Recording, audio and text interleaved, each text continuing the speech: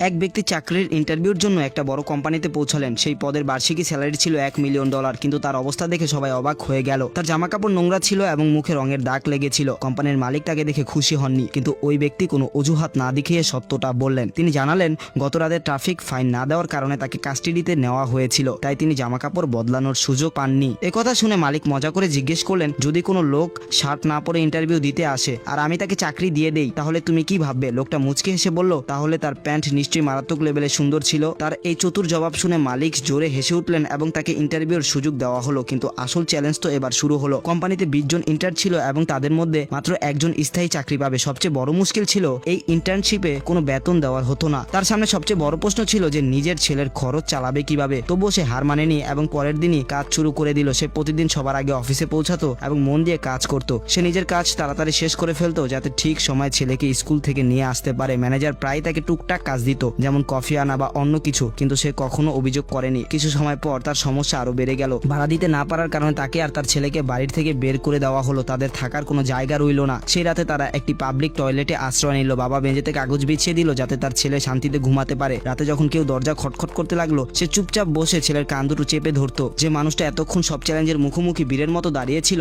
সে সেই রাতের ভেতরেই পুরোপুরি ভেঙে পড়েছিল। তবুও সে হার মানেনি। দিনে সে পুরো শক্তি দিয়ে কাজ করতো আর রাতে ছেলের সাথে গৃহহীনদের সেন্টারের লাইনে